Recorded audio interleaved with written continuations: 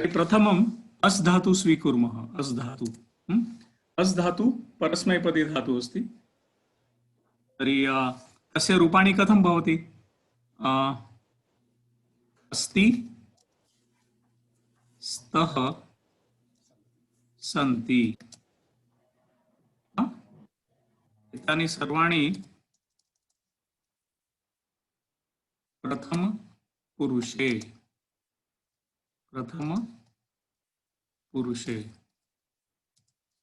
मध्यम पुरुषे। अत्र किं भवति? असि, स्थः,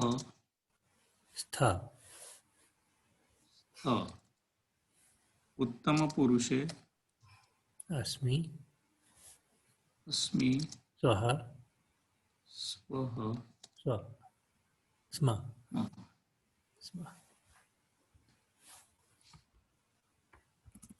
अस्ति, स्तः, सन्ति, असि, स्थः, स्थ, अस्मि, स्वः, स्मः।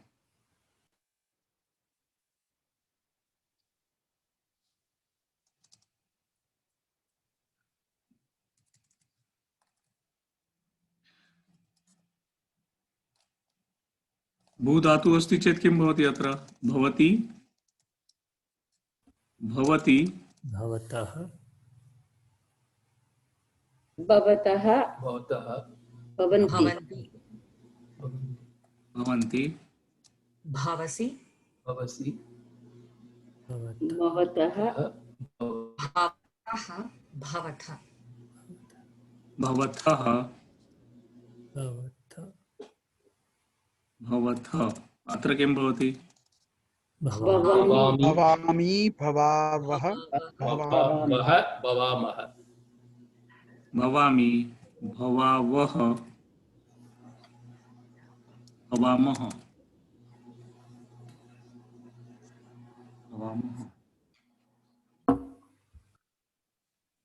भवति, भवतः, भवन्ति, भवसि, भवथः, भवथ, भवामि, भवावः, भवामः। अद्यतन कक्षायाः क्रमः कः अस्ति? एकनिमेषम्। अत्र संख्या न्यूना अस्ति, अतः क्लेशः नास्ति। तर्हि एकवारं सूचयिष्यामि। यथा दृश्यते तथैव अहं स्थापयामि क्रमः। अनिल कुमार महोदय, अनन्तरम् इंदिरा महोदय, अनन्तरं जयंती महोदय, राममूर्ति महोदयः, कार्तिक महोदय, सचिन अम्बे, राजश्री, राकेश महोदय, प्रिया।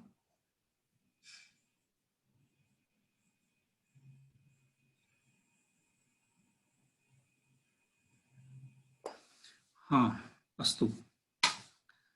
तर्हि अन्ये केचन परस्मैपदी धातवः सन्ति खलु? तर्हि उदाहरणानि ददातु। नाम अस् धातु, भू धातु, अनन्तरम् अनिल कुमार महोदय भवान् आरम्भं करोतु। परस्मैपदी धातवः। पठ धातु। पठ धातु, रूपाणि वदन्तु झटिति। पठति, पठतः, पठन्ति, पठसि, पठथः, पठथ, पठामि, पठावः, पठामः, पठामः। उत्तम पुरुषे द्विवचने उपयोगं करोतु। उत्तम पुरुषे द्विवचने पठावः।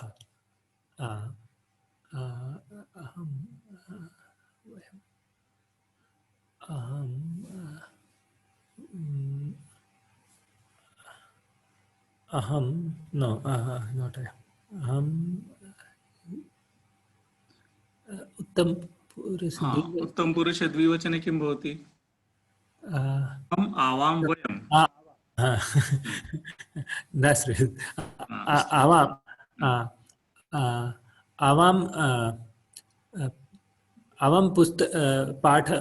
पाठं पठावः।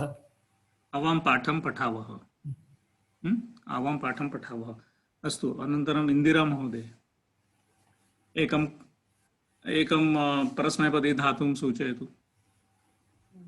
क्रीडति, क्रीडति, क्रीडतः, क्रीडन्ति, क्रीडसि, क्रीडतः क्रीडथ क्रीडामि क्रीडावः क्रीडामः क्रीडामः मध्यमपुरुषे बहुवचने उपयोगं करोतु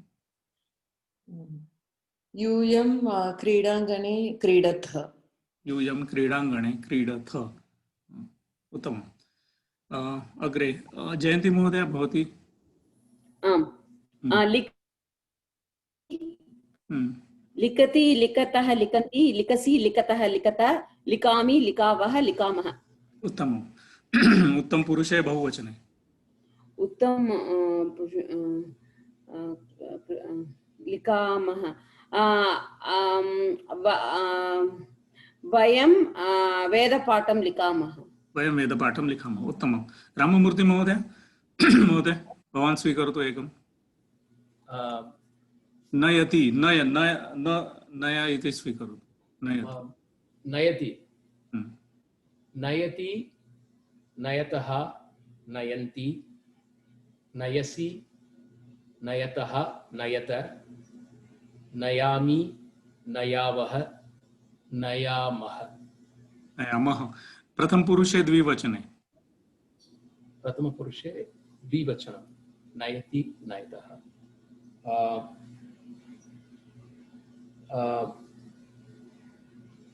तौ छात्रौ तौ छात्रौ पुस्तकं नयतः नयतः नयति नयतः नयतः अस्तु कार्तिक महोदय शृणुधातु अस्तु शृणोति श्रोतः शृण्वन्ति शृणोसि शृणुतः शृणुथ शृणोमि शृणुवः शृणुमः अथवा शृण्मः शृणोमि शृण्वः शृण्वः शृण्मः शृणुमः उत्तम पुरुषे बहु द्विवचने बहुवचने रूपद्वयमस्ति तर्हि उत्तम पुरुषे एकवचने करोतु एकं वाक्यम् अहम् आचार्याय आचार्यस्य प्रवचनं शृणोमि शृणोमि उत्तमं सचिन महोदय क्रू धातु स्वीकरोतु क्रू क्रू स्पेशल अस्ति वा करोति करोति कुरुतः कुर्वन्ति करोषि कुरुथः कुरुथ करोमि कुर्मः कुर्वः कुर्मः उत्तम पुरुषे बहुवचने करोतु कुर्मः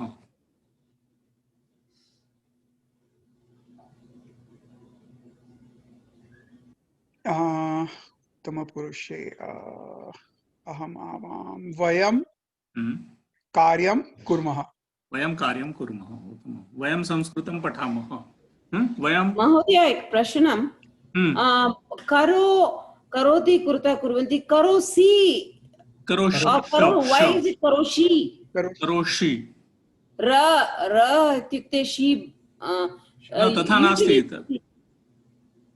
तत्र नाम तस्य रूपं भिन्नम् अस्ति तत्र सन्धिकार्यम् अनन्तरम् अस्ति किञ्चित् कार्यम् अतः शकारः अस्ति मूर्धन्य शकारः अस्ति धन्यवादः करोषि वयं कार्यं कुर्मः अनन्तरं राजश्री महोदय नमस्ते महोदय नमस्ते वद धातु वदति वदतः वदन्ति वदसि वदथः वदथ वदामि वदावः वदामः वदामि वदावः वदामः अनन्तरं मध्यम पुरुषे द्विवचने करोतु वाक्यमेकम् वदसि वदथः युवां श्लोकं वदथ श्लोकः युवां श्लोकं वदथ वदथः वदथः युवां श्लोकं वदथः वदथः उत्तमं राकेश महोदय दा धातु स्वीकरोतु ददाति अनम्यूट कृत्वा वदतु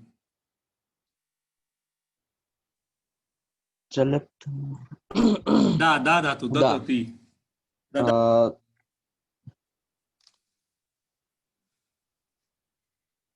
क्षमस्व महोदय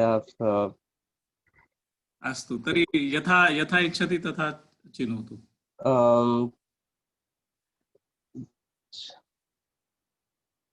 ददति ददति न, अन्यत् अन्यत् किमपि चिनोतु।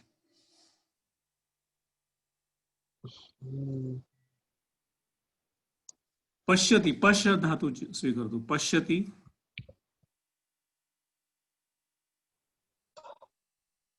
महोदय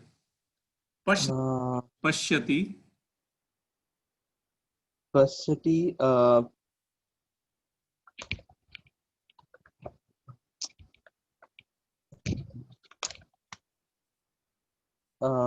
पश्यामि पश्यामि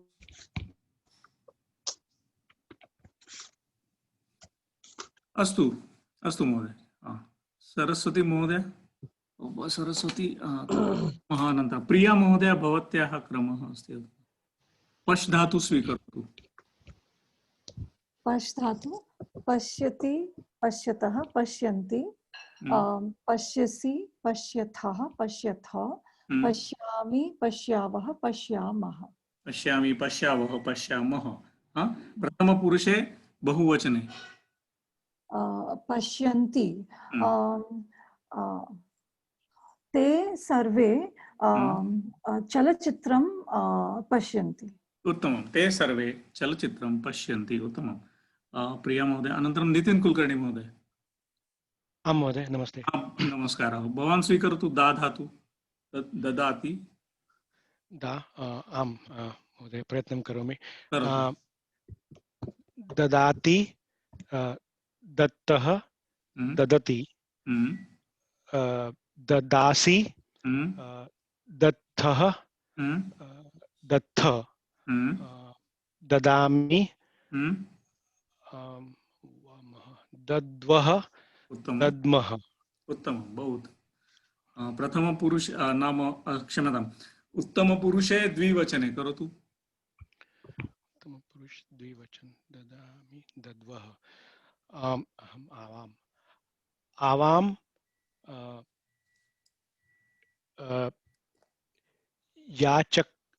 याचकायै धनं दद्वः। उत्तमम्। आवां याचकायै, याचकायै वा? क्षम्यतां, याचिकायै, याचिकायै, क्षम्यतां, याचिकायै धनं दद्वः। आवां याचिकायै धनं दद्वः। उत्तमं। सुकन्या महोदय। धन्यवाद। हाँ महोदय। गृह धातु स्वीकरोतु। गृह्णाति। गृह्णाति, गृह्णीतः, गृह्णन्ति, गृह्णासि, गृह्णीथः, गृह्णीथा, गृह्णामि, गृह्णीवः, गृह्णीमः। उत्तमं। गृह्णीमः। उत्तम पुरुषे बहुवचने करोतु। गृह्णीमः। वयं घटान् गृह्णीमः। वयं घटान् गृह्णीमः। उत्तमम्। अनन्तरं कस्य क्रमः अस्ति? आनन्द महोदय। स्वीकरोतु, यथा इच्छति स्वीकरोतु। नृत्यति, गम धातु गच्छति इति स्वीकरोतु। गच्छति, गच्छति, गच्छतः, गच्छन्ति, गच्छसि, गच्छथः, गच्छथ, गच्छामि, गच्छावः, गच्छामः। गच्छामः। मध्यम पुरुषे एकवचने करोतु। गच्छसि, त्वं मन्दिरं गच्छसि। त्वं मन्दिरं गच्छसि। उत्तमं। रामेश्वरी काळे महोदय।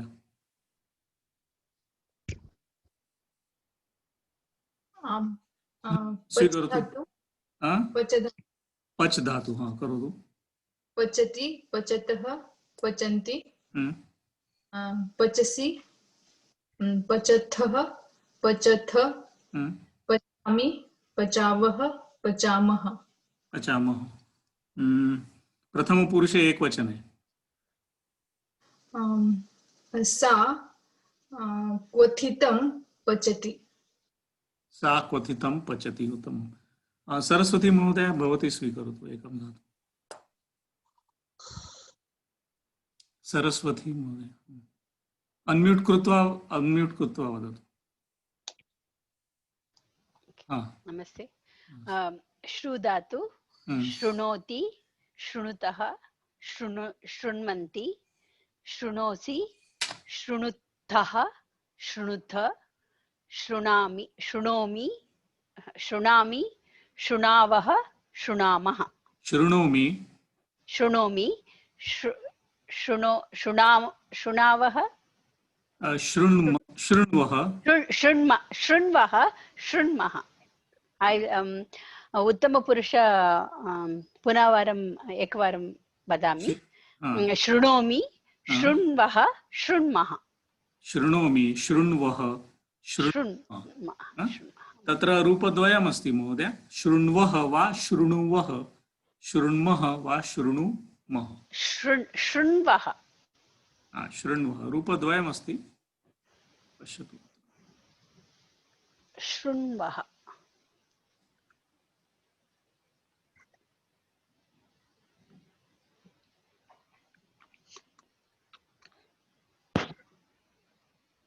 शृणुवः, शृण्वः, शृण्वः रूपद्वयमस्ति अत्र। द्वयोऽपि साधु।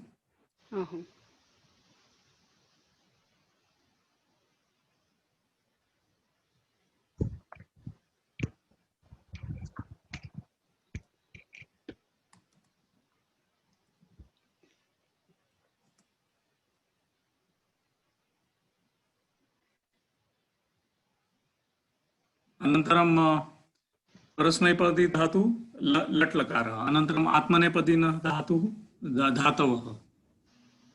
आत्मनेपदी नाम वर्तते, विद्यते, मोदते, अनन्तरं भाषते। अहं वदामि, अहं भाषे। सः वदति, सः भाषते। आत्मनेपदी धातवः। अधुना पश्यामः।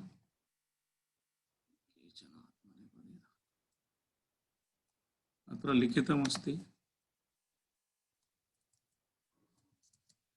मोदते, कामयते, भासते, ईक्षते। मोदते नाम आनन्दम् अनुभवन्ति, मोदन्ते। कामयते, ईक्षते। कामयते इत्युक्ते इच्छति। भासते इति भासते। सः संस्कृतं सम्यक् जानाति इति भासते। भासते। ईक्षते, ईक्षते इत्युक्ते पश्यति। ऊहते, ऊहते। छात्राः उत्तरम् ऊहन्ते। आङ्ग्लभाषायां गेस् इति वदति खलु, गेस्। ऊहते। शोभते। नक्षत्राणि आकाशे शोभन्ते। शङ्कते। छात्रः शङ्कते। शङ्कते इत्युक्ते नाम आङ्ग्लभाषायां वदति डौट्, डौट् इति। सहते। सेवकाः कष्टं सहन्ते। विद्यते, विद्यते इत्युक्ते भवति। वर्तते इत्युक्ते अपि भवति। विद्यते, वर्तते। अत्र रूपाणि कथं भवति? आत्मनेपदी धातवः अस्ति। वर्तते, वर्तेते, वर्तेते, वर्तन्ते, वर्तन्ते,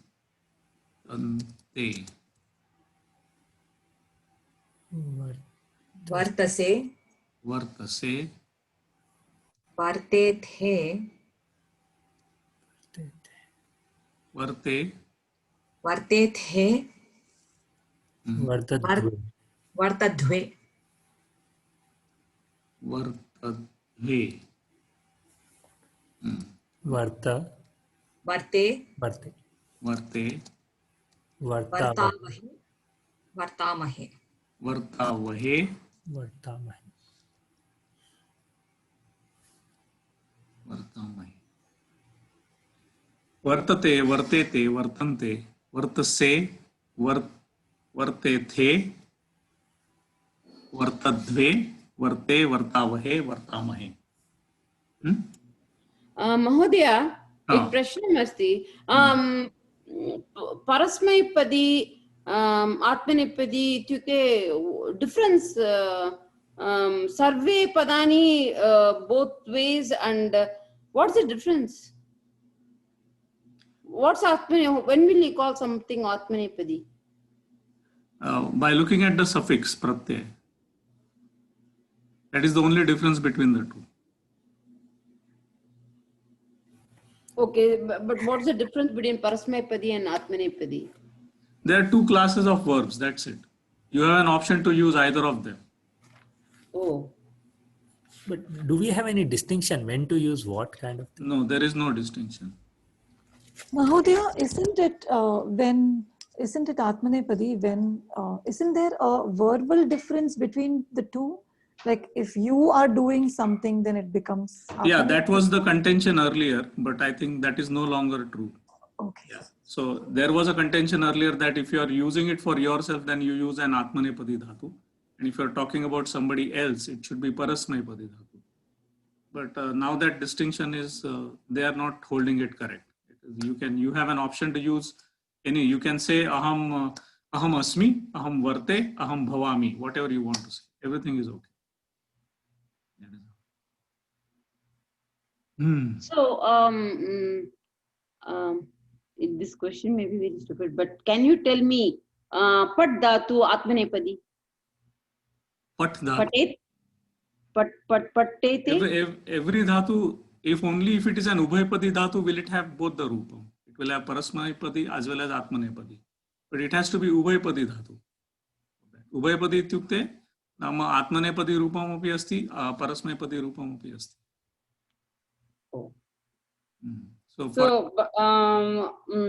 परंतु एक धातु रूपम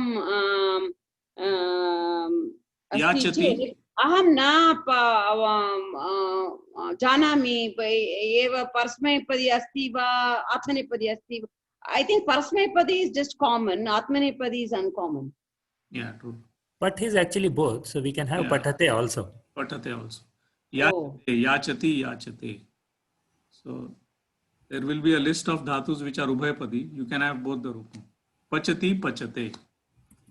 Yachati, yachate. Patati, patate. Karoti, kurute. Just wondering, because pat is both, like if they are same, then why do we have two? Yeah, I mean that answer I don't have. Why do we have? तर्हि विपरीत क्रमेण गच्छामः अधुना. सरस्वती महोदय भवती आरम्भं करोतु. एकम् आत्मनेपदी धातुं स्वीकरोतु. तस्य रूपाणि किञ्चित् वदन्तु. सर्वाणि रूपाणि. वन्दे. वन्दे. वन्दे, वन्देते, वन्दन्ते, वन्दसे, वन्दे, वन्देथे, वन्दद्वे, वन्दे, वन्दावहे, वन्दामहे. वन्दामहे. उत्तम पुरुषे बहुवचने उपयोगं करोतु. वन्दामहे. वयं देवं वन्दामहे. वयं देवं वन्दामहे. वयं संस्कृतमातरं वन्दामहे. वन्दे संस्कृतमातरं. वन्दे संस्कृतमातरम्. अहं संस्कृतमातरं वन्दे. उत्तमम्. अनन्तरं रामेश्वरी काय महोदय भवती.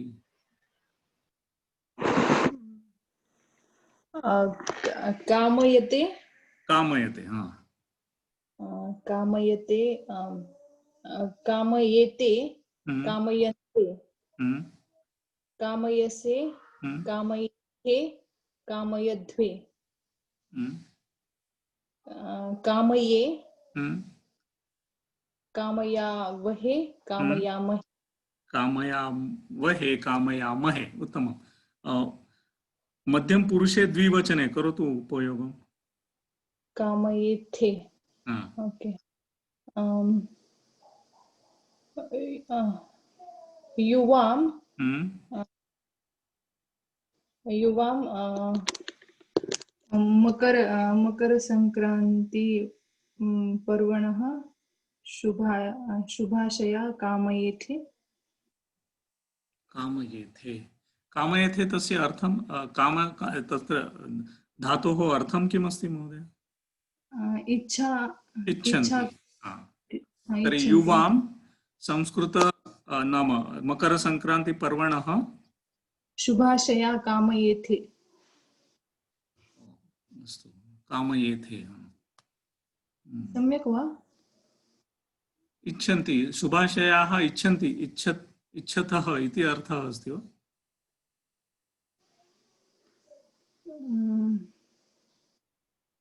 Good wishes ददाति। I think we should use different तर्हि पुनः एकवारं करोतु। कामयेथे युवां कामना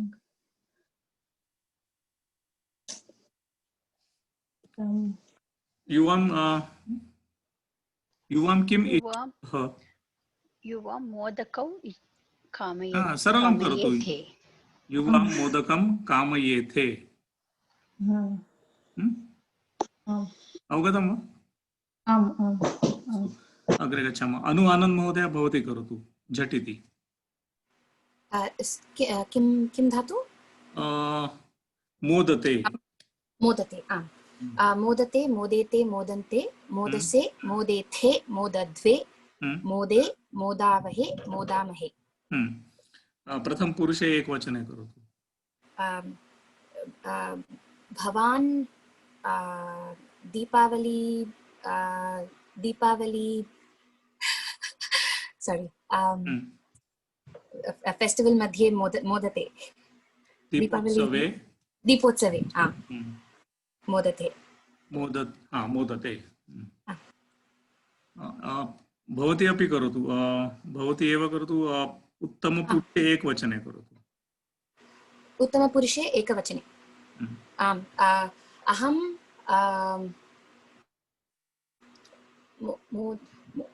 मोदे। अहं विरामदिने गृहे मोदे। विरामदिने गृहे मोदे। उत्तमं। धन्यवादः। सुकन्या महोदय। सुकन्या भवती भाषते इति स्वीकरोतु। भाषते भाषेते भाषन्ते भाषसे भाषेथे भाषध्वे भाषे भाषावहे भाषामहे। भाषामहे। प्रथम पुरुषे बहुवचने करोतु। जनाः संस्कृतेन भाषन्ते। जनाः संस्कृतेन भाषन्ते। परस्मैपदी अस्ति चेत् किं भवति? वदति। जनाः संस्कृतेन वदन्ते। वदन्ति। वदन्ति। उत्तमं। नितिन कुलकर्णी महोदय भवान् स्वीकरोतु। ईक्षते। ईक्षते ईक्षते ईक्षेते ईक्षन्ते ईक्षसे ईक्षसे ईक्षेथे ईक्षध्वे ईक्षे ईक्षावहे ईक्षामहे। ईक्षामहे। उत्तमपुरुषे बहुवचने। उत्तमपुरुषे बहुवचने वयं सम्यक् संस्कृतपठनम् ईक्षामहे। संस्कृतपठनम् ईक्षामहे। ईक्षते इत्युक्ते ईक्षते इत्युक्ते पश्यति। आम् क्षम्यतां महोदय। अहं चिन्तयामि दृश्य इति। वयं चलचित्रं ईक्षामहे। वयं चलचित्रम् ईक्षामहे। अस्तु उत्तमम्। अग्रे प्रिया महोदय भवती स्वीकरोतु। लज्ज धातु लज्जते। लज्जते लज्जेते लज्जन्ते लज्जसे लज्जेथे लज्जद्वे लज्जे लज्जावहे लज्जामहे लज्जे लज्जावहे लज्जामहे प्रथम पुरुषे एक वचने करोतु प्रथम पुरुष एकवचनम् सा महिला बहु लज्जते सा महिला बहु लज्जते कस्मात् लज्जते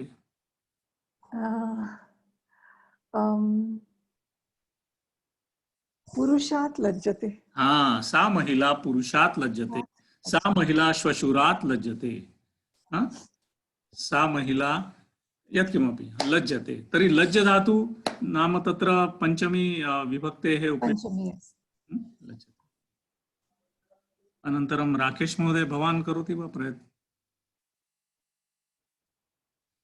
अस्तु राजश्री महोदय भवती करोतु लब स्वीकरोति लभते लभते हाँ करोतु लभते लभते लभेते लभन्ते लभसे लभेते लभेते लभसे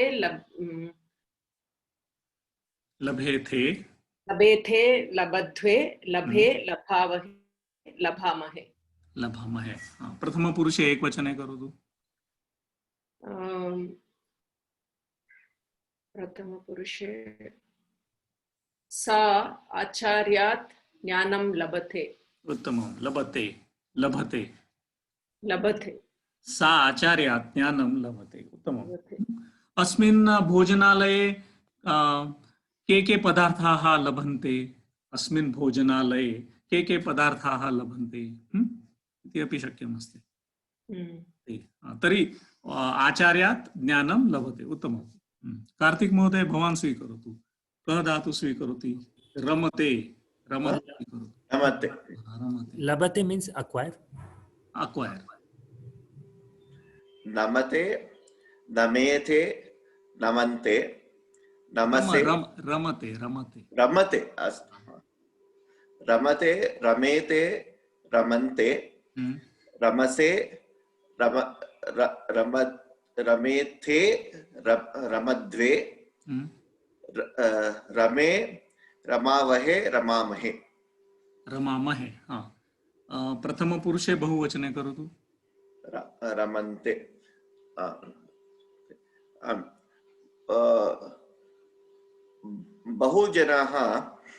बहवः जनाः वनं दृष्ट्वा रमन्ते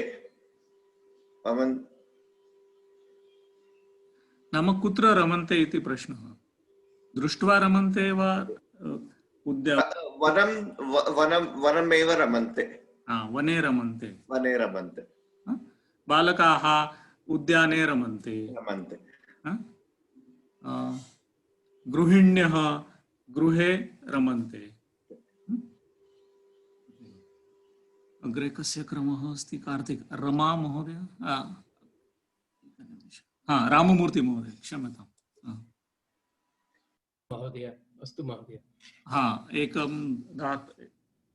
एकं धातुं स्वीकरोतु रोचते रोचते अस्तु स्वीकरोतु रोचते रोचते रोचेते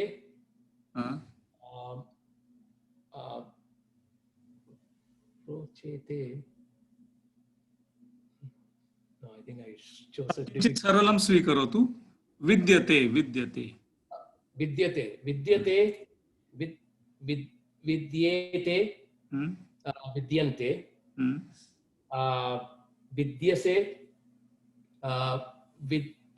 विद्येते नो विद्येते विद्यद्वे then विद्ये विद्यावहे विद्यामहे विद्यामहे प्रथम पुरुषे बहुवचने करोतु एकं वाक्यं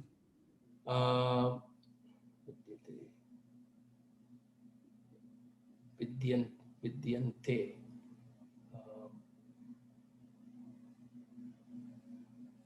विद्यन्त अर्थं कृपया भवन्ति सन्ति विद्यन्ते विद्यन्ति किमर्थं? भवन्ति भवन्ति। भवन्ति, सन्ति।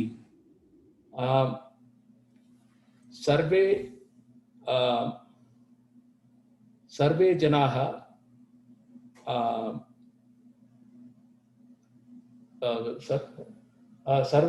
सर्वे जनाः सुखिनो विद्यन्ते। सुखिनः विद्यन्ते, उत्तमम्। विद्यन्ते। सर्वे जनाः सुखिनः विद्यन्ते, उत्तमम्। जयन्ती महोदय भवती करोतु। शोभते, शोभते, हाँ। शोभते, शोभेते, शोभन्ते, शोभसे, शोभते, शोभद्वे, शोभे, शोभावहे, शोभामहे। मध्यम पुरुषे द्विवचने किम् अस्ति रूपम्?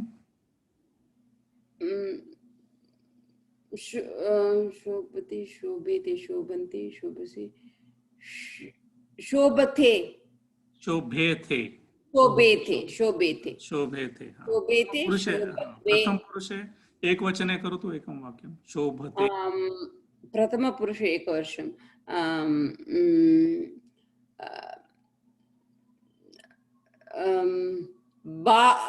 बालकः पठति चेत् शोभते। बालकः पठति चेत् शोभते। अस्तु। इंदिरा महोदय भवती स्वीकरोतु। धातु धातु धातु खिद्यते, खिद् धातु, खिद्यते। खिद्यते इत्युक्ते किं महोदय? खिद्यते इत्युक्ते दुःखिताः भवन्ति, नाम खिद्यते, खिद्येते, खिद्यन्ते, खिद्यसे, खिद्येथे, खिद्यद्वे, खिद्ये, खिद्यावहे, खिद्यामहे। खिद्यामहे। प्रथम पुरुषे बहुवचने करोतु। खिद्यन्ते।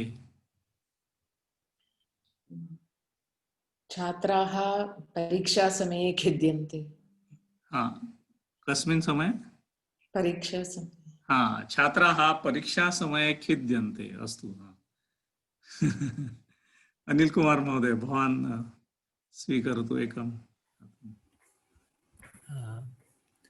भवान् स्वीकरोतु।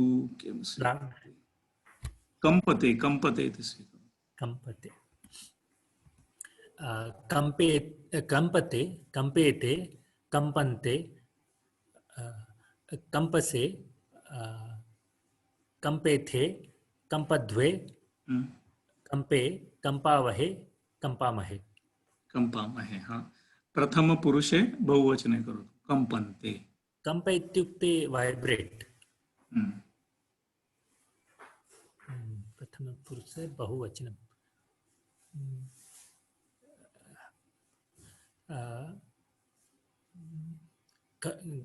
घट्यः 12 कंपन्ते। घट्यः 12 कंपन्ते। केन कारणात् केन कारणेन कंपन्ते? कंपन्ते 12 ध्वनि आगच्छ। ओ एवं वा? तर्हि घट्यः कंपन्ते वा? Ding dong that bell. Pendulum sounds. ओहो, so vibrates. तथैव। ओ तथैव। अन्यदेकं वाक्यं करोतु।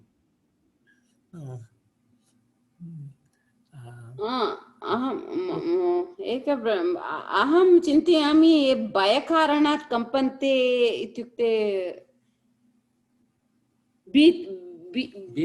भीतकारणात् कंपन्ते इति प्रयोगं कर्तुं शक्नुमः वा? शक्नुमः, चिन्ता नास्ति।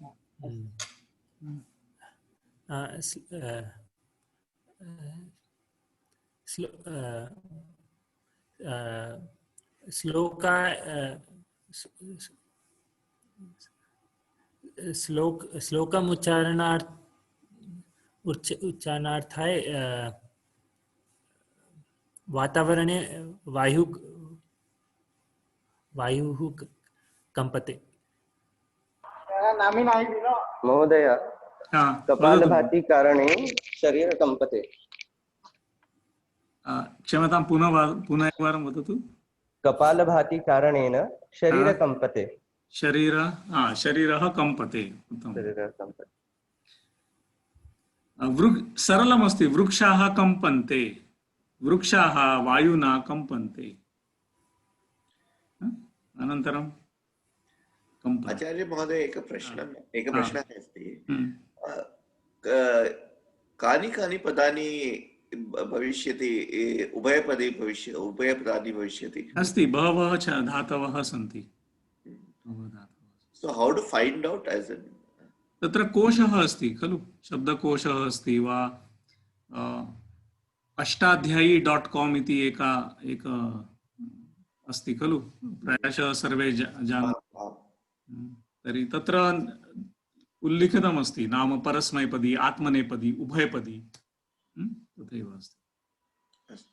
धन्यवादः। एकः प्रश्नः अस्ति, if I have to say वायु कारणेन कम्पते, वायुना कम्पन्ते, वायुना कम्पते।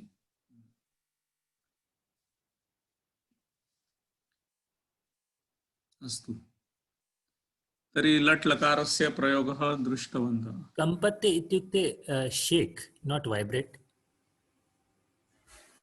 Shake.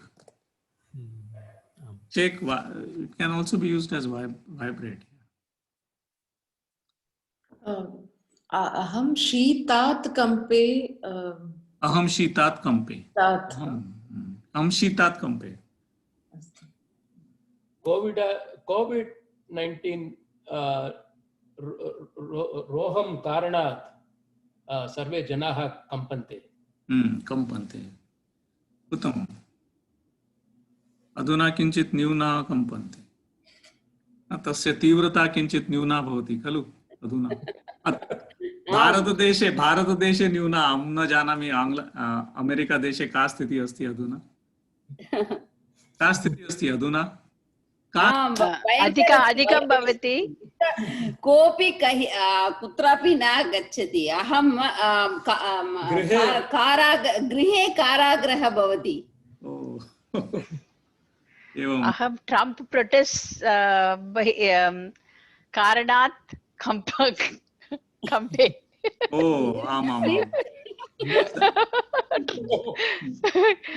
जगति सर्वत्र कंपनं भवति तस्मात् कारणात्। नाम यत्किमपि कैपिटल हिल इति परिसरे यत्किमपि वर्तते वा आन्दोलकाः ये किमपि कुर्वन्ति, तस्मात् कारणात् जगति सर्वे जनाः कंपन्ते। तत्तु अभूतपूर्वः, कदापि न दृश्यामः, नाम पश्यामः अस्मान्। अनन्तरम् अमेरिकादेशे का स्थितिः अस्ति अधुना? जया महोदया, भवती अधुना एव आगतवती। भवती अपि अमेरिकादेशे निवसति वा खलु?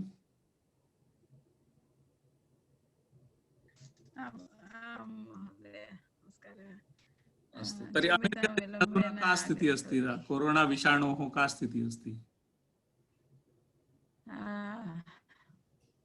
वाक्यद्वयं वाक्यत्रयं वदतु।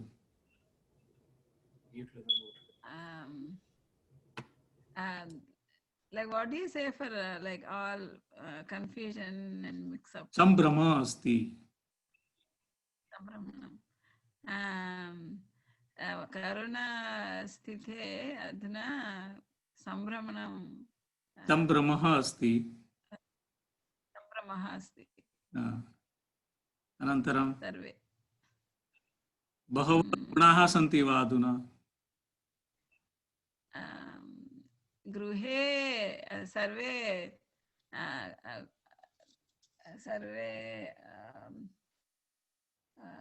गृहे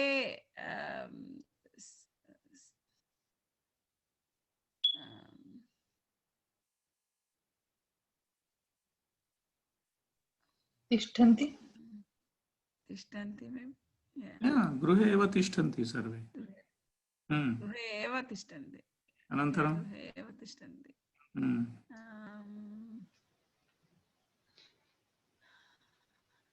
बालकाः अपि गृहे एव पठन्ति। तर्हि बालकाः साक्षात् पाठशालां न गच्छन्ति खलु? न गच्छन्ति, अन्तर्जालमाध्यमेन एव पठन्ति। अन्तर्जालमाध्यमेन उत्तमम्। इदानीं कोलम्बस् नगरे अन्य विषाणु अपि प्रभवति, उद्भवति। बहु विषाणोः नाम किम्? अन्य COVID-19 एव another strain. I don't know how to say. भिन्न जाति अस्ति। भिन्न जाति। COVID-21. COVID-21 probably. 2021. It's a very contagious, it seems. It started in Columbus, Ohio, just like in London. तर्हि एतत् सर्वं संस्कृतेन वदतु सरस्वती महोदय। कोलम्बस् नगरे डिसेम्बर् मासे जनवरी मासस्य प्रारम्भे एकः भिन्न रूपं कोरोना अणु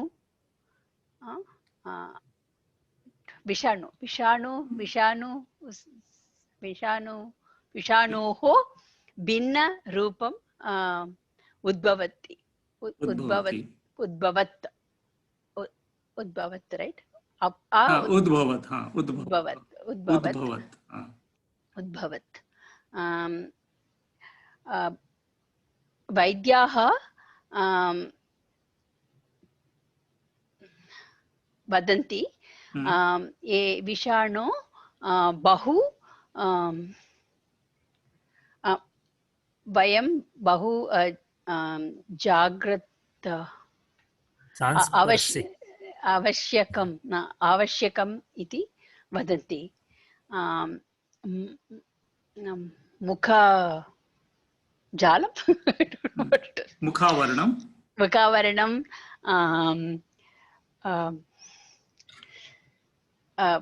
बहु आवश्यकं। कोलम्बस् नगरे इदानीं रात्रि 10:00 प्रातःकाले 6:00 पर्यन्तं सर्वे जना गृहमेव तिष्ठतु इति मम राष्ट्रपति राइट गवर्नर राष्ट्रपति राज्यपालकः रूल आज्ञा आदेशितवान्। उत्तमम्। अनन्तरं कः वक्तुम् इच्छति स्वस्य परिसरे का स्थितिः इति? प्रिया महोदया हसति। भवती वदतु। सा तु आङ्ग्लभाषया तु सम्यक् वक्तुं शक्नोति, परञ्च अधुना संस्कृते का स्थितिः अस्ति, नाम संस्कृते कोरोना विषाणोः का स्थितिः अस्ति स्वनगरे इति वदतु। मम what do I say for hospital? मम रुग्णालये एकः शब्दः अस्ति, भिन्न शब्दः अस्ति for hospital. चिकित्सालये मम चिकित्सालये इदानीं व्याक्सीन् आगच्छन्ति। व्याक्सीन् इत्युक्ते किं संस्कृतभाषायां?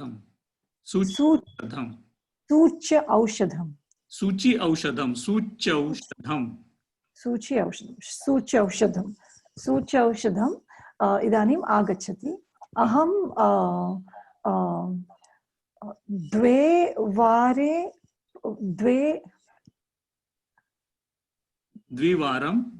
द्विवारं पूर्वं स्वीकृतवती। द्विवारं सूच्यौषधं स्वीकृतवती। आगम is next, right? आगम डोस् आगम सूच्यौषधम् अहं द्विवारे आफ्टर 2 weeks द्विवार अनन्तरं स्वीकरोमि। सप्ताहद्वयात् अनन्तरं स्वीकरिष्यामि। सप्ताहद्वयात् अनन्तरं स्वीकरिष्यामि। You mean to say the second dose you will take after 2 weeks? Yes, correct. Second dose I will take after 2 weeks. द्वितीयां मात्राम् अहं सप्ताहद्वयात् अनन्तरं स्वीकरिष्यामि.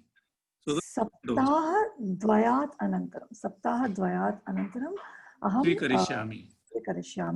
अहम् इदानीं झटि इंडिया देशे भारतदेशे आगमिष्यामि इति अहं चिन्तयामि. ओ उत्तमम् उत्तमम्. तर्हि चिकित्सालये नास्ति, रुग्णालये अस्ति. रुग्णालये का स्थितिः अस्ति? रुग्णालये सम्यक् स्थितिः न अस्ति. रुग्णालये बहु रुग्णाः अस्ति, परन्तु मोर्टालिटी मरणम् is death. Mortality rate what should I say? मरणं संख्या नो मृतानां संख्या वा मृतानां संख्या म्रियमाणानां संख्या मृतानां संख्या पर्याप्तं. मृतानां संख्या अधिकं नास्ति. अस्तु अस्तु उत्तमम्. अग्रे कः वक्तुम् इच्छति? तर्हि भवत्याः भारतदेशे स्वागतम्. आगतु शीघ्रतः. आवां मेडिसन् नगरे विस्कान्सिन् नगरे वसावः. आवां विस्कान्सिन् नगरे वसावः. अहं शैत्यं बृहत् अस्ति, तत्कारणात् एव आवां बहिः न गच्छामि.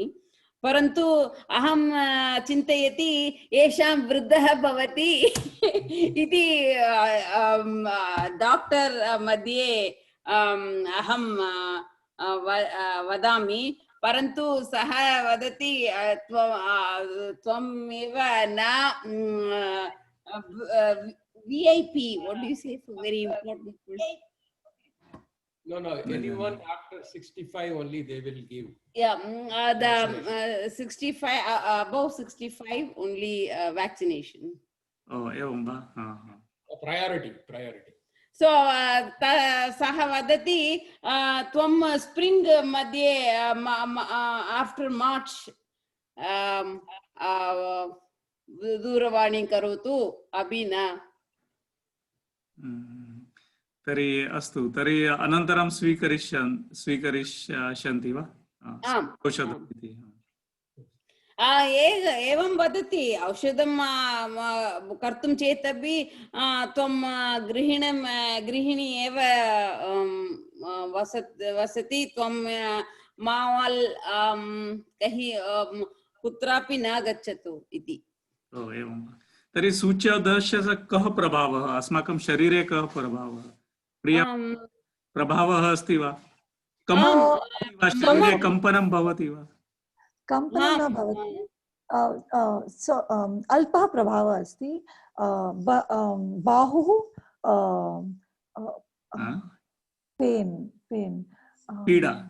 पीडा बाहुः पीडा अस्ति. बहु सेफ अस्ति. शिरोवेदना भवति वा? शिरोवेदना नास्ति.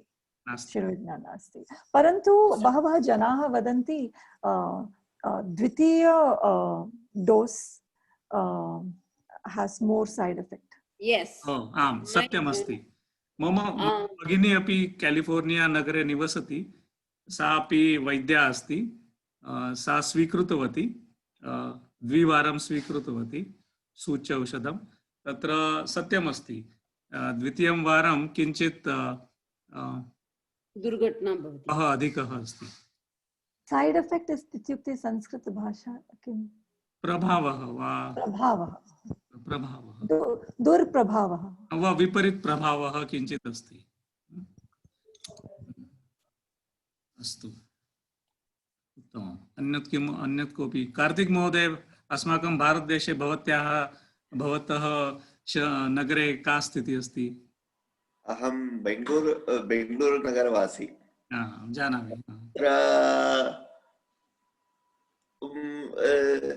जीवनं किञ्चित् मन्दमेव अस्ति, परन्तु बहवः बहवः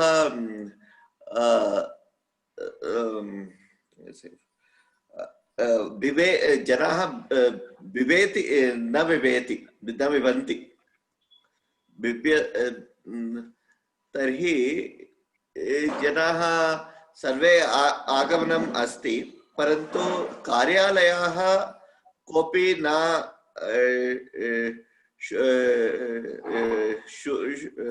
not start कार्यालये न गच्छन्ति कार्यालयः न गच्छन्ति।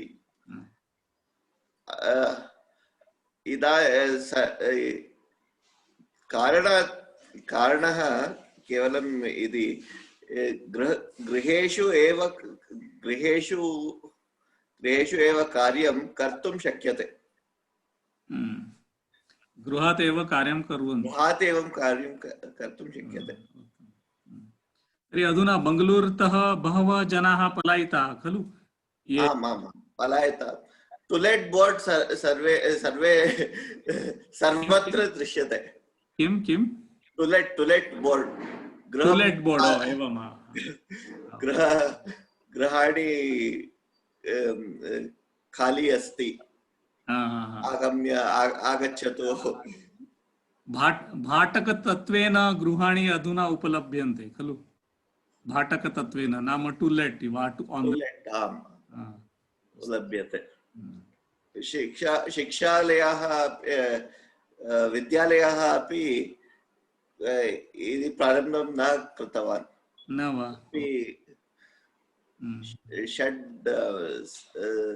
सिक्स्थ स्टैंडर्ड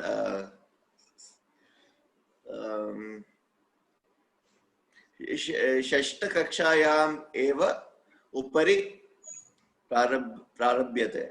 तदपि षष्ठमः वा षष्ठमः वर्गः षष्ठमी कक्षा।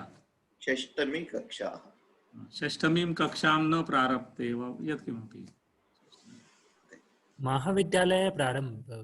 महाविद्यालये अस्तु। सचिन् महोदय, भवान् कुत्र निवसति? महोदय, अहं न्यूजर्सी राज्ये निवसामि।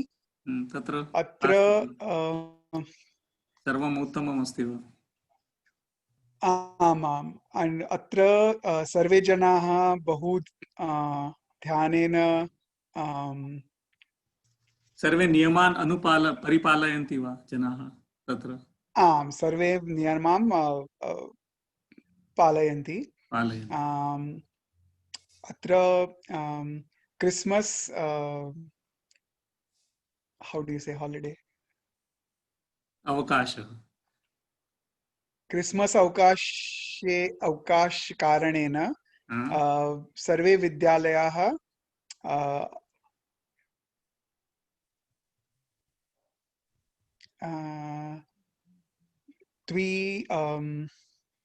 for 2 weeks. 2 सप्ताह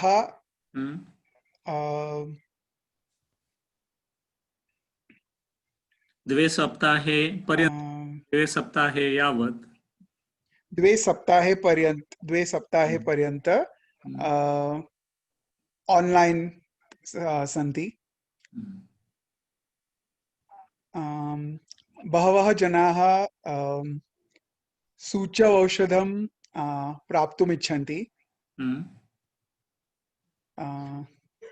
किन्तु अद्य प्रायोरिटैजेशन् अस्ति।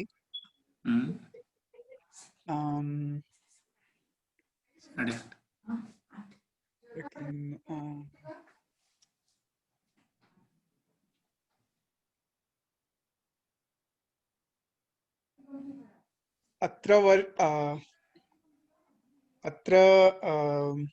अद्य it's not very cold. How do I say that? अत्र ग्रीष्मः नास्ति, तत् कारणेन सर्वे बहवः जनाः वदतु सम्यक्। शैत्यं किञ्चित् न्यूनम् अस्ति, अतः बहवः जनाः किं कुर्वन्ति? They go out regularly. सर्वे जनाः सर्वे जनाः शैत्यं न्यूनम् भ्रमन्ति, अस्ति। भ्रमन्ति, अटन्ति। सर्वे जनाः भ्रमन्ति। भवती वक्तुम् इच्छति वा किमपि? अत्र बेङ्गलूरुनगरे बहवः जनाः सङ्गणकं कार्यमेव कुर्वन्ति। तत्र पलायनं सुलभम्। तर्हि तत्र गत्वा अपि कार्यं कर्तुं शक्नोति। राजश्री महोदय, भवती वदतु, का स्थितिः भवत्याः परिसरे?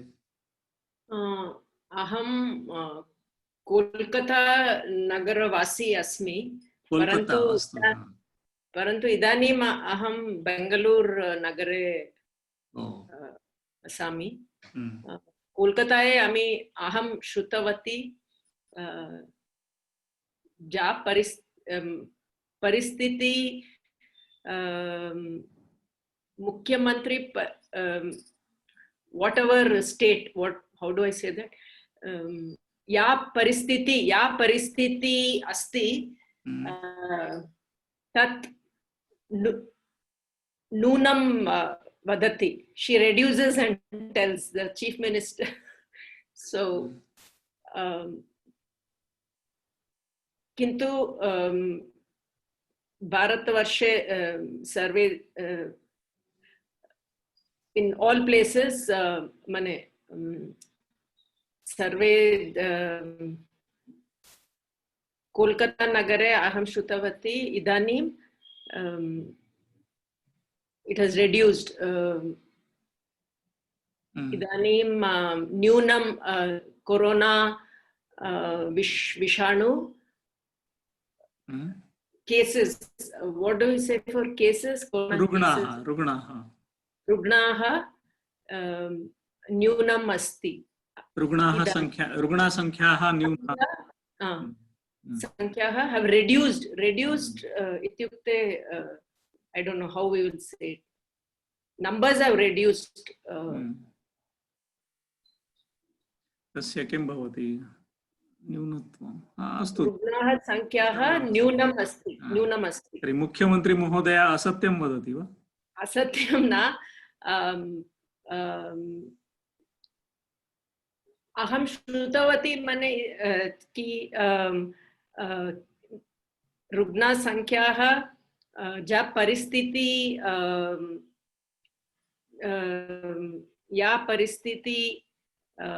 whatever was there आसीत् तस्य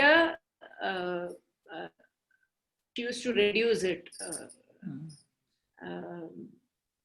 परन्तु इदानीं भारते in all places it has reduced. सर्वत्र रुग्णसंख्याः अल्पयन्ति. भारते सर्वे in all places किं वदामि महोदय?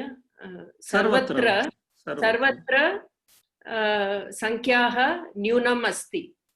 संख्या न्यूना अस्ति. इन्दिरा महोदय, भवती अधुना वदतु, भवतीं परितः अधुना का स्थितिः? महोदय, अहम् अबुधाबी नगरे वसामि. अत्र सर्कारः गवर्नमेंट सर्कारः अनेकेषु कोटि रूप्यकाणि they have spent व्ययं कृत्वा जनानां संरक्षणं कृतवन्तः. प्रतिदिने 2,000 अधिकम् एव रुग्णाः सन्ति. तदपि सर्कारः एव चिकित्सां कुर्वन्ति. जनाः संरक्षणार्थं फाइन् अधिकम् अस्ति. मुखछादं विना बहिः गच्छन्ति चेत् 50,000 1,00,000 रूप्यकाणि तः फाइन् अस्ति. दण्डः अस्ति वा? सर्वे फैन् भयात् बहिः अधिकं न गच्छन्ति। न गच्छन्ति। तर्हि अबुधाबी नगरे निवसति इत्युक्ते अत्र भारतदेशे यदि 6:30 भवति तर्हि अबुधाबी देशे कः समयः? 10:06 अधुना। 10:06 तर्हि भवती 4 उत्तिष्ठति खलु वा अस्मात् पूर्वमेव? कक्षार्थम् अहं संस्कृत अनुरागिणी भवति। उत्तमं, बहु उत्तमम्। अत्र गत मासे व्याक्सीन् अपि आगत। सर्कार उद्योग ये कुर्वन्ति तेषां कृते प्रथमं दीयन्ते। तर्हि ते सर्वे स्वीकृतवन्तः सूच्यौषधं? मम पतिः प्रथमं स्वीकरोतु इति अहम् उक्तवती। 2 मासानन्तरं तं दृष्ट्वा अपि स्वीकरिष्यति। मम पतिः परिस्थिति दृश्य अहं स्वीकरोमि।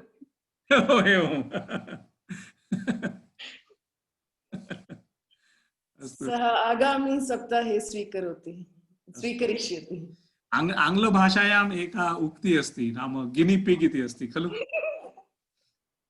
गिनी पिग इति एक आङ्ग्लभाषायाम् एका उक्ति अस्ति, तथैव मम पतिः बहु उत्सुकः अस्ति।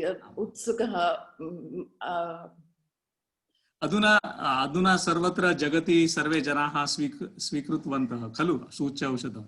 तस्य किमपि विपरीतं प्रभावं नास्ति। अतः नाम सम्यक् एव अस्ति इति वयं चिन्तयामः। तर्हि सूच्यौषधम् आवश्यकम्। अस्माकम् अधुना भारतदेशे अपि सूच्यौषधं लभते। नाम भारत बायोटेक् नाम संस्था अस्ति। तस्याः संस्थायाः सूच्यौषधम् अधुना सर्वत्र न लभन्ते, परन्तु ये वैद्याः सन्ति तेषां कृते अधुना आरब्धं भारतनगरे, भारतदेशे। वदतु, कोऽपि वक्तुम् इच्छति? अन्य कोऽपि? आचार्य महोदय, भवान् उद्योगं केन? मम उद्योगः अस्ति औषधस्य निर्माणं। नाम औषधनिर्माणार्थं ये पदार्थाः आवश्यकाः सन्ति तेषां निर्माणं भवति। बल्क् केमिकल्स् वा फैन्? बल्क् फैन् केमिकल्स्, नाम इंटर्मीडियट्स् इति उच्यते आङ्ग्लभाषायां, तस्य निर्माणम् अस्ति।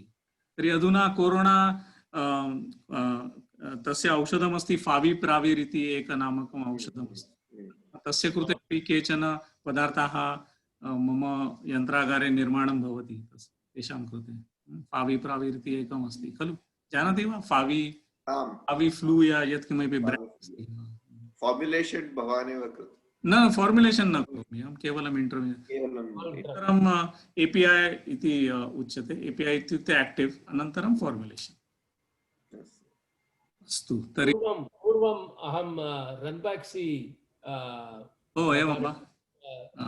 तत्र कार्यं कृतवन्तः वा? कृतवान्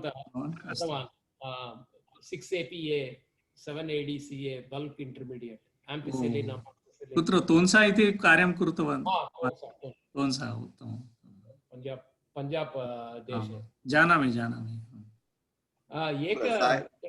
एक विषयं, ब्राजील् प्रधानमन्त्री पूर्वं पृष्टवान् सूच्यौषधं कोऽपि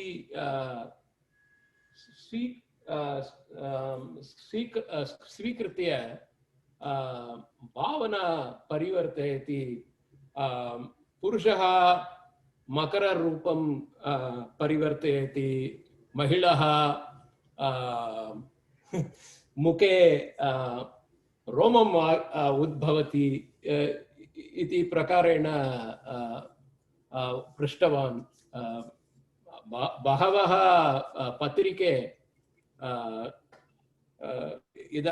इदानीं समाचारविषयः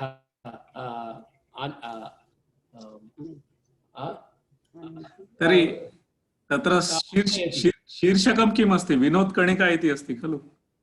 आम् सः क्रोकोडैल् मकरं भवति इति मनुष्यः मकरम् एव भवति परिवर्तयति। इदानीम् इन्दिरा महोदया स्वीकरोति। अधुना सा न स्वीकरोति। महोदय मकरासन भवति। Makarasana is quite easy than having medicine. तर्हि अधुना इन्दिरा महोदया पतिमपि न सूचयति नाम। पञ्जीकरणं कृतवान् 4 दिनानन्तरं स्वीकरिष्यति। अहं पञ्जीकरणं न कृतवती।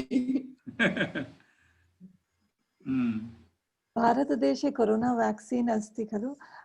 कोरोना व्याक्सीन् एन्वलप् उपरि एकः वाक्यम् अस्ति, सर्वे सन्तु निरामयाः। मह्यं बहु रोचते। संस्कृतभाषायाम् एकं वाक्यम् अस्ति, सर्वे सन्तु निरामयाः। May everybody be free from all disease. Yes, निरामयाः।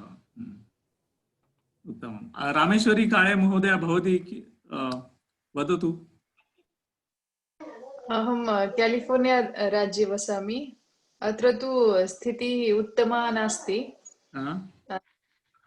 धन्यवाद समर्पण उत्सव अनन्तरं स्थितिः बहु विदारकः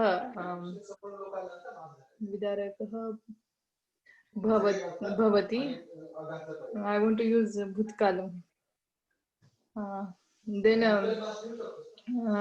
क्रिस्मस् पर्वण अनन्तरं किञ्चित् सम्यक् भवति। इदानीमपि भयात् अहं बहिः न गच्छामि। सम्यक् नास्ति परिस्थितिः। स्थितिः सम्यक् नास्ति वा? सूची औषध संक्रामकनिवारक औषधम् आगच्छति, परन्तु वयं 4th श्रेण्यां भवामः। अनन्तरं स्वीकुर्मः वा? आम्, अहं 4th श्रेण्यां भवामः। आम् आम्। बहु कालावधि अनन्तरं स्वीकुर्मः, प्राप्नुमः। अनन्तरं प्राप्स्यति वा? आम् आम्। तर्हि अधुना गृहे एव बद्धा भवति वा? आम् आम्। गृहात् सर्वं कार्याणि कुर्वन्ति? आम्। एवं। भारतदेशे स्थितिः रुग्णसंख्या न्यूना भवति। किं कारणात्? किं कारणात्? तत्तु स्थितिः वस्तुतः का अस्ति इति वयं न जानीमः। सर्वकारस्य तत्र नाम सर्वकारस्य कार्यमस्ति। यदा सर्वकार इच्छति चेत् न्यूना भवति, सर्वकार इच्छति चेत् अधिका भवति संख्या। परञ्च साक्षात् अधुना किञ्चित् न्यूना भवति, तस्य प्रभावः अपि नास्ति। मृतानां संख्या प्रायशः 2% अस्ति वा तस्मात् एव न्यूनः अस्ति। ये वृद्धाः सन्ति तेषां कृते किञ्चित् कष्टकरम् अस्ति। अनन्तरं ये युवकाः वा ये युवकाः वा ये वृद्धाः न सन्ति तेषां कृते तु स्थितिः सामान्या एव अस्ति।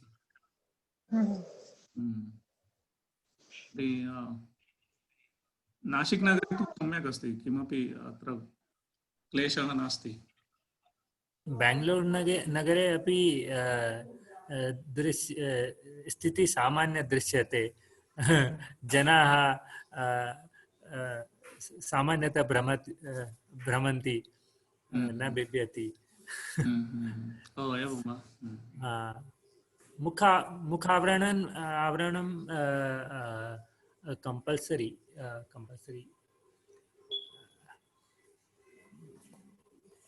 What do you call compulsory? मुखावरण धारणस्य सशक्तिः अस्ति खलु? सशक्तिः अस्ति। भवान् कुत्र निवसति? बेंगलूरु नगरे एव निवसति वा भवान्? आम् आम्। अहं चिन्तयामि भवान् वाराणसी नगरे निवसति खलु? न महोदय, नास्ति। वाहनेन एकजनः अस्ति,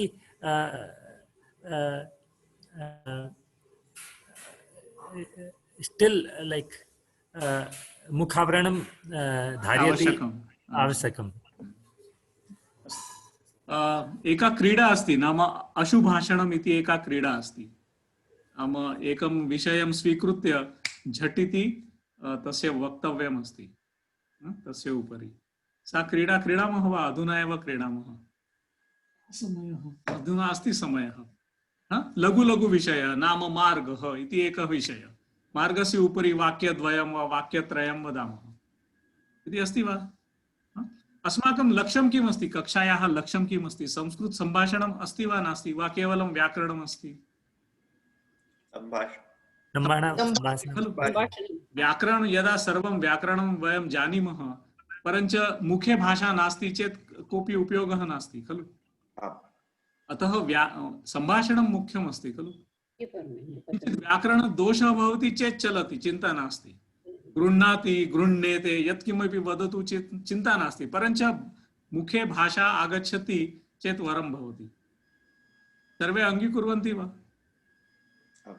तर्हि किञ्चित् सम्भाषणस्य प्रयासः वा सम्भाषणस्य अभ्यासः वयं कुर्मः। किं वदति सचिन् महोदय? महोदय सम्यक्। नाम एक लघु विषयं स्वीकृत्य झटिति वक्तुं शक्नुमः। नाम वाक्यद्वयं त्रयं पर्याप्तं प्राथमिक स्तरे। अनन्तरं किञ्चित् यदा वयं अग्रे गच्छामः चेत् किञ्चित् अधिकं वक्तुं शक्नुमः। क्रीडामः वा जयन्ती महोदय? आम्। सर्वे द्वे एकसमये न वक्तुं शक्नुमः। एक भवान् वदति वा? कः वदति इति? अहम् एकं विषयं दास्यामि, तत् विषयं स्वीकृत्य झटिति वदतु। नाम लघु विषयः अस्ति, नाम गृहम् इति विषयः। मम गृहं कैलिफोर्निया नगरे अस्ति। मम गृहे 5 जनाः निवसन्ति।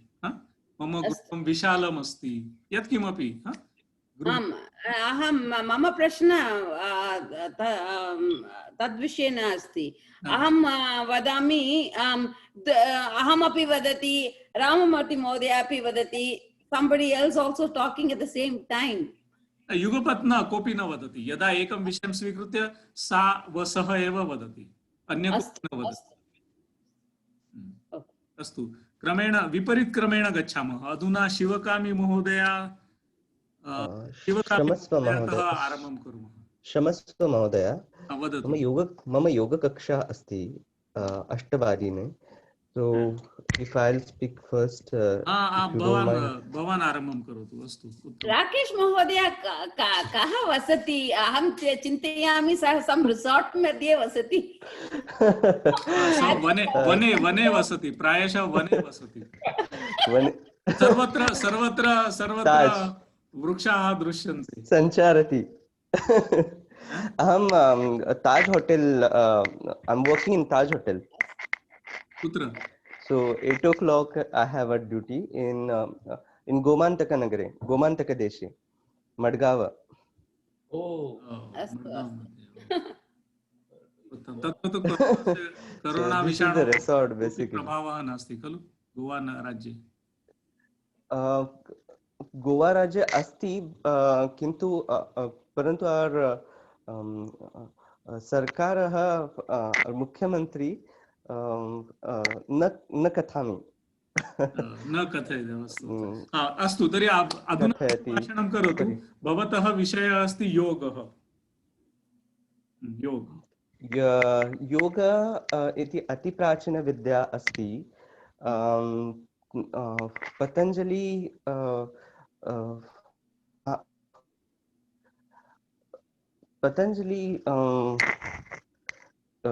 महर्षि पतंजलि महर्षि in a yoga sutre yoga bhashya vyakhyasyam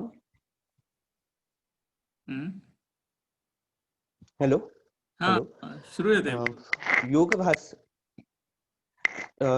bhasya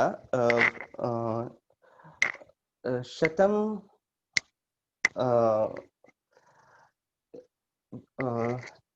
चार पादे चतुर्पादे सम्मिलिता what you call divide in 4 padas भर्जनम vibhajanam Kanda it's vibhajane in 4 padas chaturpada Patanjali given Patanjali bhashita asana ashtanga upadeshite upadesh तदनन्तरे नाथ संप्रदाय योगशास्त्र अति किंचित सुलभ करोति नाथ संप्रदाय प्रमुख भाष्य हठ प्रदीपिका तथा घेरण्ड संहिता अस्ति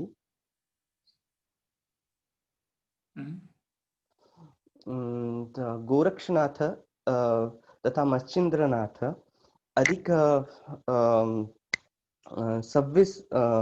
सविस्तर योग भाष्य कथा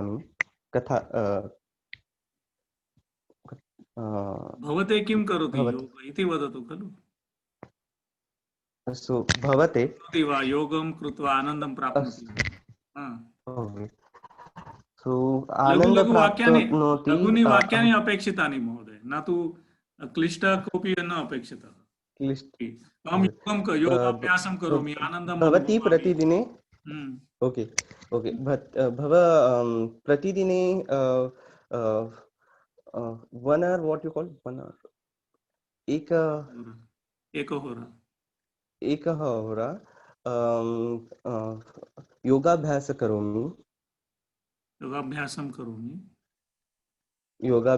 करोमि तथा प्रतिदिन योगकक्षा अहं संयोजिता not संयोजिता conduct what you call न जानामि what you call to the conduct भवान् पाठयति खलु yes पाठयति अहं पाठयामि अहं योगाभ्यासं पाठयामि प्रतिदिनं उत्तमम् धन्यवादः महोदय धन्यवादः तर्हि लघूनि वाक्यानि अपेक्षितानि अत्र सुलभं वदामः शिवकामी महोदय भवती प्रयत्नं करोति वा आं महोदय भवत्याः विषयः अस्ति शिशुः मम शिशुः नाम नवनीत कृष्णः अस्ति सः 2-वर्षीय बालकः अस्ति लघुबालकः अस्ति सः कृष्णवत् बहवः चेष्टाः करोति तस्य चेष्टां दृष्ट्वा प्रथमं अहं खिद्यामि परन्तु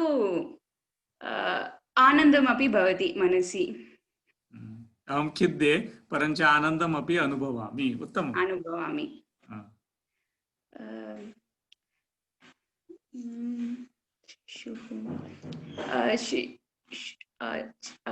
मह्यं शिशुः बहु रोचते मह्यं शिशुः बहु रोचते चेष्टां न करोति चेत् शिशुः एव नास्ति किल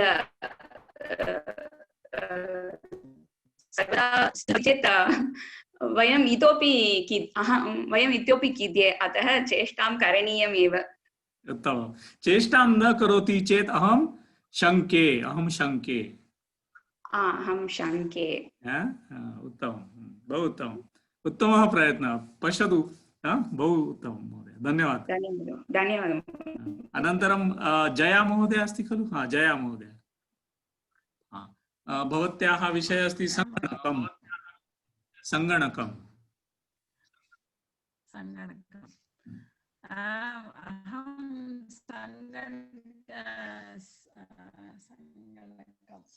सङ्गणकेन कक्षां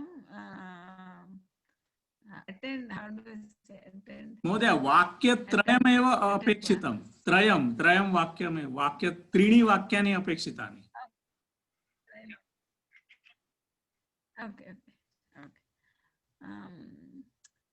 मम सङ्गणकस्य वर्णः श्वेतः वा कृष्णः?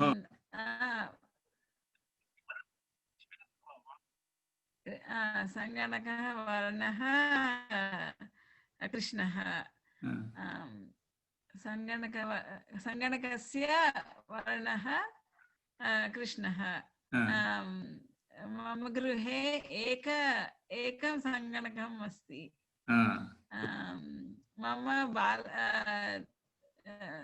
मम बालकौ अपि सङ्गणकं उपयोगं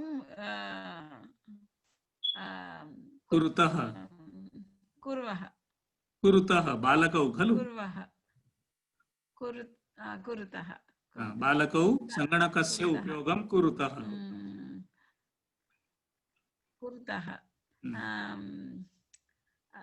विद्यालये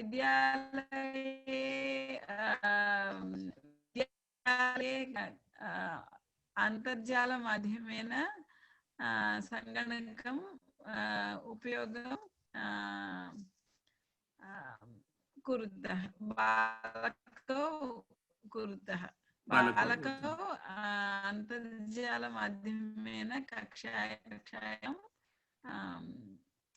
सङ्गणकं उपयोगं कुरुतः। उत्तमम्, धन्यवादः महोदय। अग्रे अस्ति सरस्वती महोदय, अस्ति वा? भवत्याः विषयः अस्ति आसन्दः। मम गृहे बहवः आसन्दः सन्ति। एकः आसन्दः बहु लाङ्ग्, दीर्घः अस्ति। एकः आसन्दः बहु लघु रस्वः अस्ति। मम आसन्द कृष्णः, आसन्दस्य वर्णः कृष्णः, कृष्णवर्णं।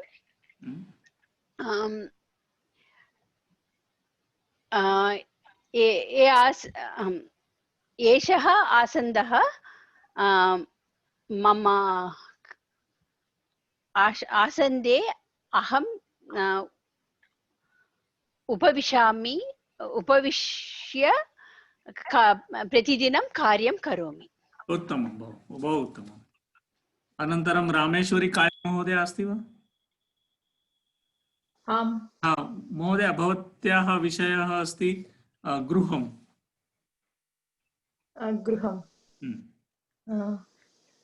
मम गृहं पूर्वं मम गृहं लघु अस्ति। इदानीं मम गृहं किञ्चित् बृहत् अस्ति। गृहस्य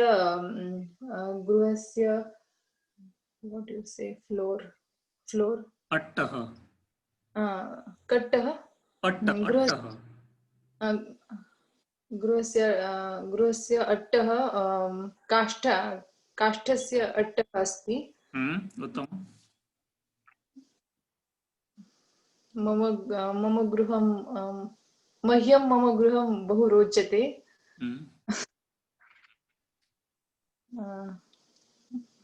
मम गृहे वातानुकूलयन्त्रं नास्ति।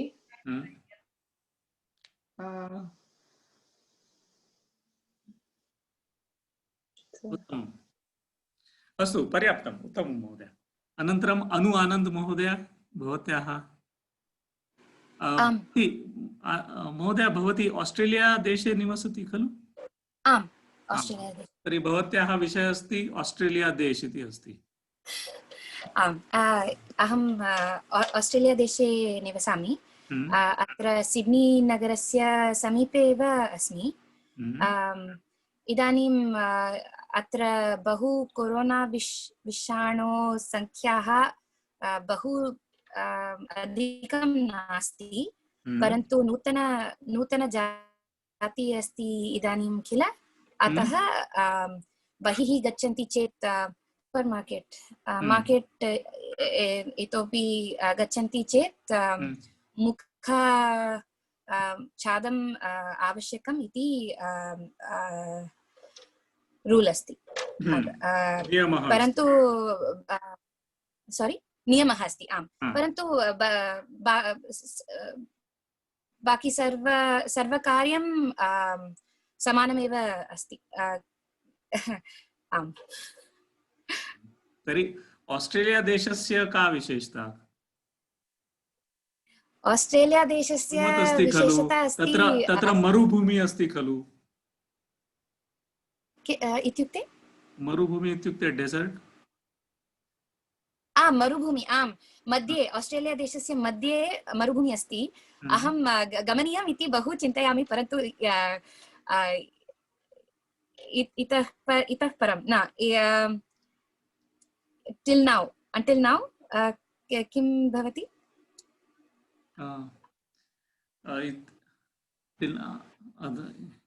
इतः पूर्वं इदानीं पर्यन्तं वा अद्यत्वे वा यत् किमपि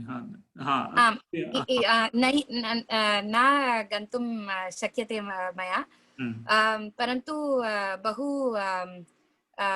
फेमस् प्रसिद्धः अस्ति ऑस्ट्रेलिया देशस्य परितः बहु समुद्रः अस्ति अतः दिनामः दिने सर्वे समुद्रसमीपे एव गच्छन्ति रिसोर्ट् सर्वे ऑस्ट्रेलिया देशं परितः समुद्रः अस्ति द्वितीया विभक्ति ऑस्ट्रेलिया देशं परितः समुद्रः अस्ति एकः एव समुद्रः अस्ति वा समुद्राः सन्ति समुद्राः खलु पेसिफिक् ओशन् अट्लाण्टिक् ओशन् द्वितीय महासागराः उत्तमम् उत्तमम् अनु महोदय धन्यवादः अनन्तरं अन्या तु नास्ति कक्षायां नितिन् महोदय अस्ति वा नितिन् कुलकर्णी महोदय आं महोदय अस्मि भवतः विषयः अस्ति नदी नदी विषयं स्वीकरोतु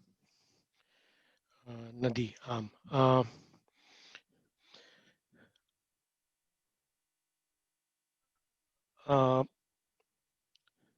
भारतदेशे बहवः नद्यः सन्ति मम भारतदेशे यत्र मम गृहम् अस्ति तत्र गोदावरी नदी प्रवहति महोदय अहं वक्तुम् इच्छामि अहमपि नासिकतः अपि अस्मि ओ उत्तमम् नदी अस्माकं जननी इव अस्ति अस्माकं गुरोः अस्माकं प्राचीन धर्मस्य गुरोः उक्तवान् नदी अस्माकं देवी इव अस्ति तत् अतः अहं नद्याः बहवः जनाः नद्याः पूज्यन्ते देवीम् इव पूज्यन्ते उत्तमं महोदय उत्तमं धन्यवादः बहु उत्तमं धन्यवादः अनन्तरं प्रिया महोदय भवत्याः विषयः अस्ति वृक्षः वृक्षः मम गृहं परितः गृहं परितः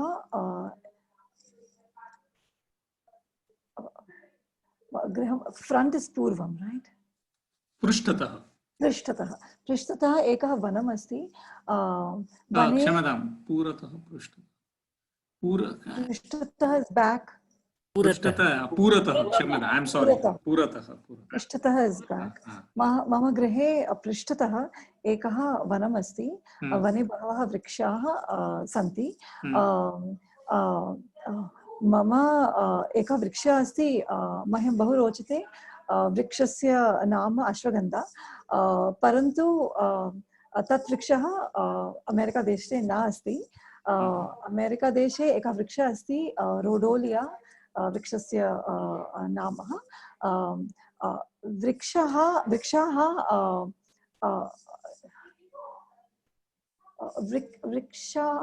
वृक्षाः मम बहवः उपायाः अस्ति एकः वृक्षस्य वायु मध्ये कार्बन डाइऑक्साइड ऑक्सीजन अस्ति वृक्षस्य किं मम बहु रोचते केन कारणेन वृक्षः औषधम् अस्ति तत् कारणेन वृक्षं मह्यं बहु रोचते उत्तमं बहु उत्तमं महोदय सम्यक् अनन्तरं राजश्री महोदय अस्ति खलु अत्र त्याः विषयः अस्ति मार्गः मार्गं स्वीकृत्य वदतु मार्गं भारतदेशे बहवः मार्गाः सन्ति अस्माकं पूर्व प्राइम मिनिस्टर मुख्यमंत्री श्री वाजपेयी तस्य ड्यूरिंग हिज रूल तस्य समये गोल्डन क्वाड्रिलैटरल इति एक बहवः प्रोजेक्ट निर्माणं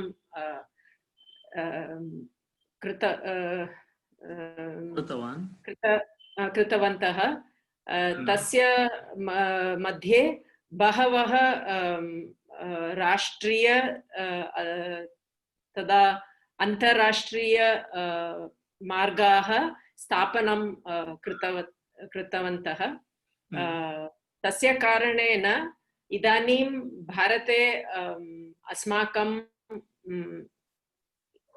एक देशतः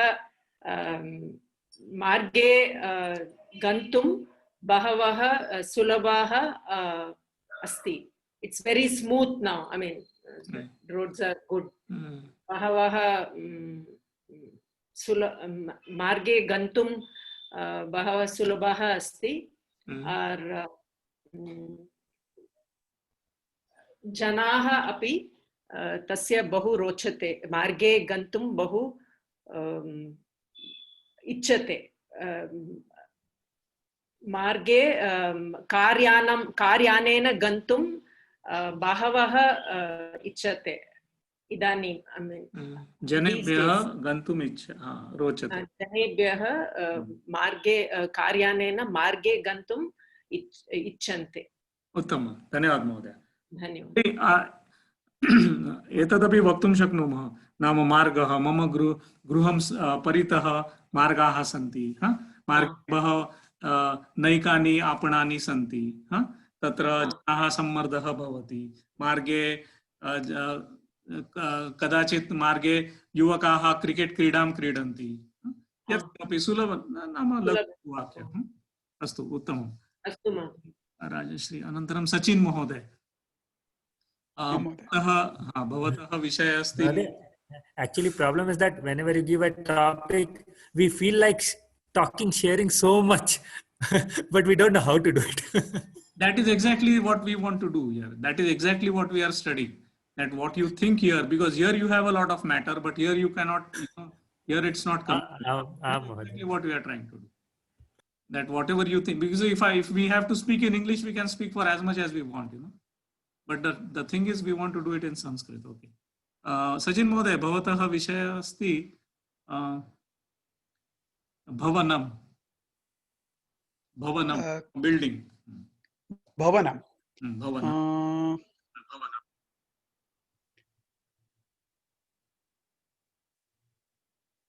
अहं गतवर्षे फिलाडेल्फिया नगरे कार्यं कृतवान्। तत्र बहवः भवनानि सन्ति। मम प्रियभवनं सिटी हॉल नामक भवनम् अस्ति।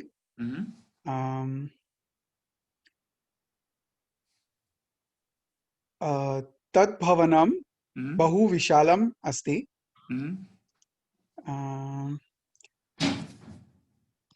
मम तत् भवनं रोचते। मम तत् भवनं तस्य how do you say architecture? वास्तुकला।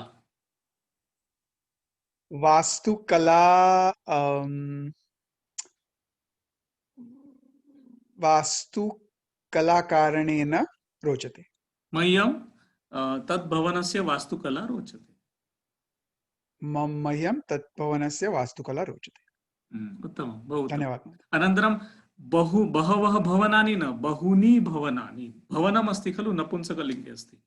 बहूनि पुस्तकानि, बहूनि भवनानि, बहूनि मन्दिराणि। उत्तमं महोदय, उत्तमम्। अनन्तरं कार्तिक महोदय अस्ति वा? भवतः विषयः अस्ति कारयानं। अस्तु। कारयानं 4 चक्रिका उपरि चक्राणि 4 चक्राणि सन्ति। बहूनि कारयानानि रूपाणि सन्ति। इदानीं बहवः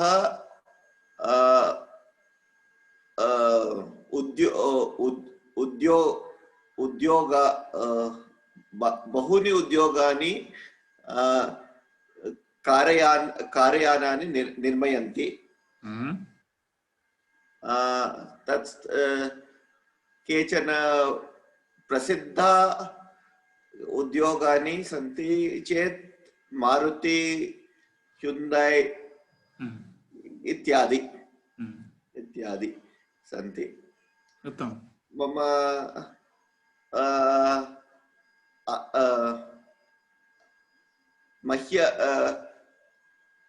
लैम्बोर्गिनी मह्यं रोचते। फेरारी अपि लैम्बोर्गिनी मह्यं रोचते।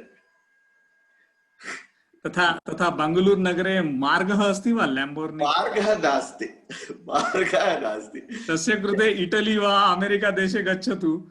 जर्मनी, यदा अहं जर्मनी गतवान् तत्र ड्रैव् कृतवान्, चालयितवान्।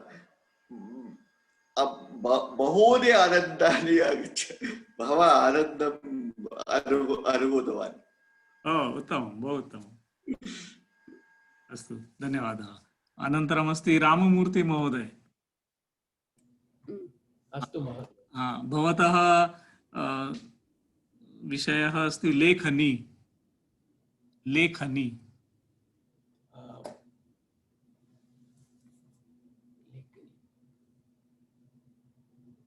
वाक्यत्रयमेव अपेक्षितं महोदय, वाक्यत्रयम्।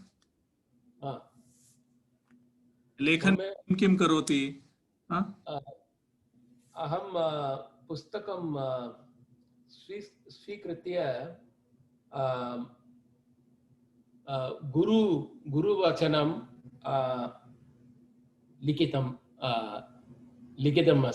लिखितमस्मि।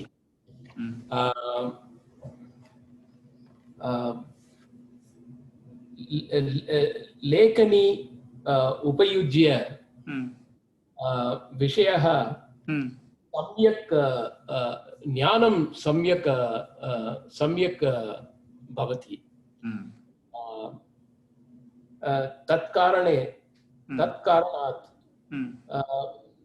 यद्यपि संस्कृतवर्गं अस्ति चेत् तथापि अहं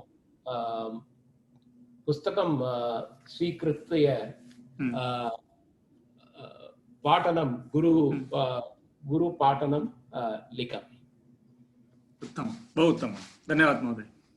जयन्ती महोदय, भवत्याः विषयः अस्ति संस्कृतं। संस्कृतं अहं संस्कृतं देवभाषणम् अस्ति। अहं 8वीं कक्षायां तः पठितवती, परन्तु तत् समये अहं संस्कृतं सिर्फ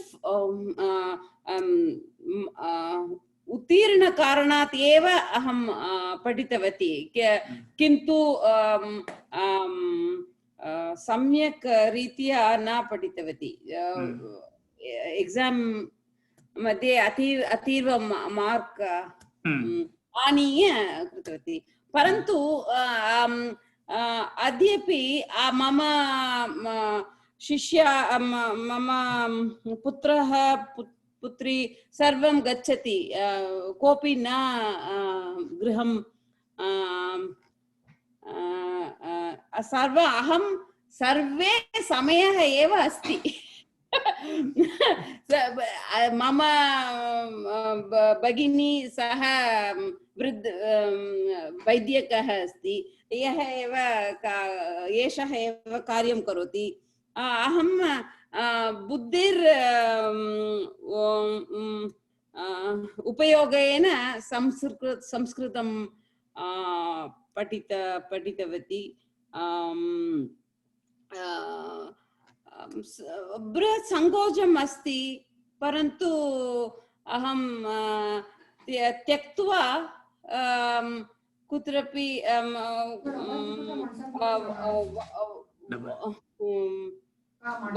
सम्भाषणं कर्तुम् इच्छामि।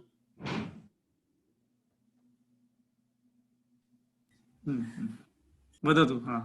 अस्तु, सङ्कोचं त्यक्त्वा उत्तमं महोदय, धन्यवादः।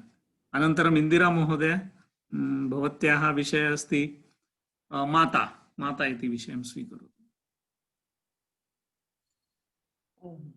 मम मातुः नाम जयलक्ष्मी। अहं मातरं नमामि। मम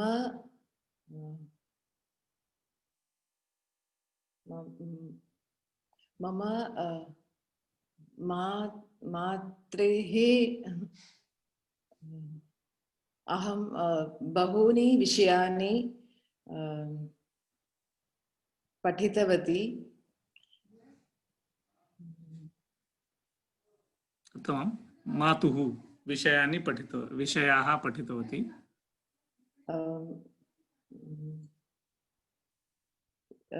यत्किमपि पाकम् अहं कर्तुं जानामि तत् मम माता एव पाठितवती।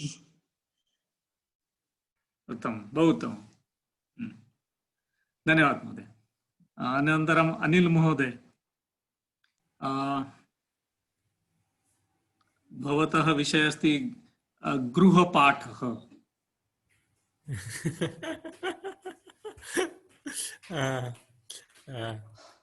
मह्यं गृहपाठः रोचते। मह्यं गृहपाठं रोचते। कृपया गृहपाठं ददातु।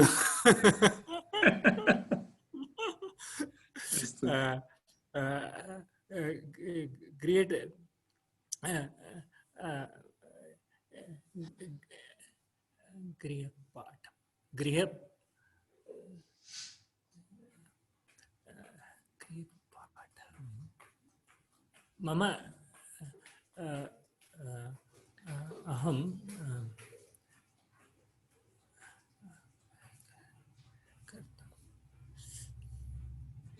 want to say अहं चिन्तयामि गृहपाठं करणीयं। मह्यं अहं प्राक्टिस् अभ्यासः अनेकाः अभ्यासाः सन्ति मह्यं संस्कृतभाषां बहु रोचते व्याकरणं अपि बहु रोचते गृहपाठे व्याकरण अभ्यास कर्तुं शक्नोमि गृहपाठः मह्यं गृहपाठः रोचते गृहपाठः आवश्यकः अहं गृहपाठस्य प्रतीक्षां करोमि परञ्च शिक्षकः गृहपाठं न ददाति परन्तु महोदय वाट्साप् मध्ये सर्वे अपि अहं चिन्तितवान् कुत्रापि सर्वे जनाः गृहपाठं ददातु शिक्षकः अध्यापकः न विस्मरति चेत् अपि सर्वे छात्राः ध्यानं कुर्वन्ति गृहपाठः किमर्थं कुर्वन्ति तर्हि महोदय वदतु गृहपाठः अनन्तरं रोचते व्याकरण रोचते अनन्तरं गृहपाठः आवश्यकः भवान् वाट्सप् मध्ये गृहपाठ प्रेषयतु मम सम्भाषणं गृहपाठे प्रेषयति न केवलं लिखितं सम्भाषणं वदनं गृहपाठनं तर्हि तस्य ध्वनिमुद्रणं कृत्वा पुनः एकवारं वाट्सप् गणे स्थापयतु शक्यमस्ति खलु तर्हि किं गृहपाठम् आमां तर्हि तस्य तेन किं भवति तेन सम्भाषणस्य अभ्यासः भवति खलु भाषा किञ्चित् मुखे आगच्छति अस्तु तर्हि तथैव कुर्मः सरस्वती भगिनी भवती अवसरं प्राप्तवती वा सरस्वती भगिनी अवसरं प्राप्तवती वा आसन्दः यत्र अधुना उपविशति तत् अस्ति आसन्दः एक सूचना अस्ति WhatsApp everybody is getting out of WhatsApp तदेक विषय अस्ति तर्हि किं सिग्नल और टेलीग्राम सिग्नल तथा टेलीग्राम कथम् अस्ति टेलीग्राम अपि एक same type but that is owned by Russians it is open source telegram is actually open source Telegram बहु सम्यक् अस्ति टेलीग्राम मध्ये वो संस्कृतभारत्याः एव स्थापयति टेलीग्राम और Signal both are okay I think Signal is even more secure but Telegram मध्ये वो अनोनिमस क्विज़ बहु सम्यक् अस्ति सम्यक् सन्ति संस्कृतभारत्याः बहूनि चैनल्स् सन्ति तर्हि टेलीग्राम इति तन्त्रांशे परिवर्तयामः वा किमस्ति भवन्तः सर्वेषाम् अभिप्रायः टेलीग्राम इति उचितमस्ति खलु महोदय जयकुमार महोदय भगवद्गीता कक्षाया सिग्नल उपयुज्य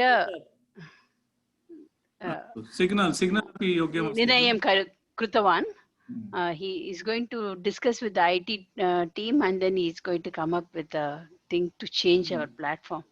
तर्हि 1 फेब्रुवरी पर्यन्तम् अस्ति खलु समयः 8 I think 8 February अस्तु तर्हि अस्ति समयः अस्ति अनन्तरं निर्णयं कुर्मः मिलित्वा महोदय एकः प्रश्नः अस्ति So if I want to say from childhood, I like from childhood till now, I like to do homework. Like, will it be like balyataha,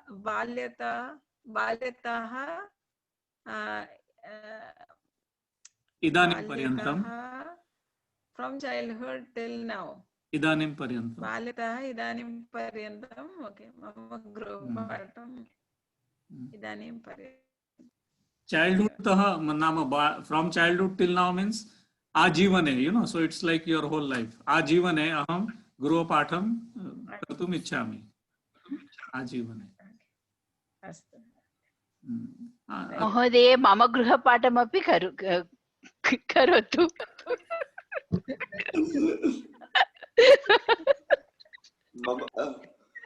मम संस्थाये अहं गृहपाठं न दास्यामि मम छात्राः छात्रेभ्यः न दास्यति खलु न दास्यामि अस्तु तर्हि समापयामः अधुना